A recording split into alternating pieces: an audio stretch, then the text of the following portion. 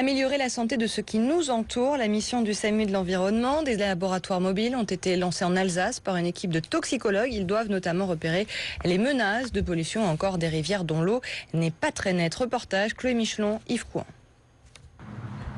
La quiétude des cygnes ce matin sera de courte durée. 121, ok. Des toxicologues s'activent sur la rivière. Supérieur à 300, inférieur à 800. Ils réalisent une étude pour les voies navigables de France. Phosphate, nitrate, sulfate, plusieurs paramètres passés au crible, comme l'oxygénation de l'eau mesurée avec cet appareil. Il faut qu'on soit à plus de 8 ppm, parties par million. Donc là on est à 12,53, donc on est bon. Des prélèvements analysés directement ici, dans cette camionnette. Ça va prendre une teinte jaune. On a environ un quart d'heure à attendre pour que la réaction soit totalement effectuée. En moins d'une heure, les résultats seront connus. Si on intervient en urgence, on a une réponse directe. Alors que si on envoie l'échantillon au labo, on peut avoir 1 ou 2 jours d'attente. Donc si on doit déterminer une pollution quelconque, on peut tout de suite intervenir en fonction de la pollution. En fait.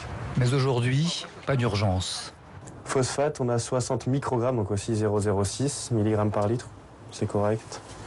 Et en sulfate, on a 14 mg par litre. Donc les poissons ne risquent rien pour le moment dans cette eau normalement.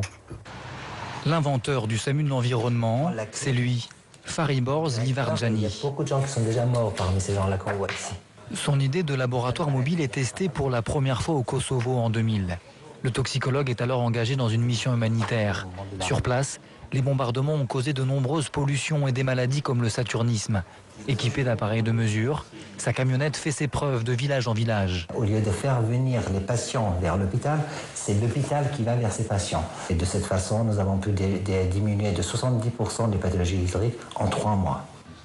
Il transpose le concept chez lui en Alsace. Ici, pas de bombardement, mais des pollutions industrielles et des particuliers à rassurer, des pêcheurs, des jardiniers. Et c'est ici que les appels arrivent. Centre antipoison bonjour. Le SAMU de l'environnement, c'est un peu l'œil du centre antipoison, un partenaire précieux pour permettre aux médecins d'affiner leur diagnostic. Ça permet, quand le SAMU est sur place et permet de faire donc ces prélèvements, ces dosages, d'avoir un retour, de savoir si effectivement c'est bien le polluant ou les polluants suspectés qui sont en cause, si c'est autre chose, donc de beaucoup mieux cerner effectivement la problématique qui s'est posée. Toutes les pollutions ne peuvent cependant être analysées dans ces labos mobiles. Une limite technique et financière. Les appareils coûtent cher et le SAMU de l'environnement est une association qui dépend de ses cotisations. Mais l'initiative se développe dans d'autres régions. Dans le Nord-Pas-de-Calais, une autre camionnette sillonne déjà la campagne.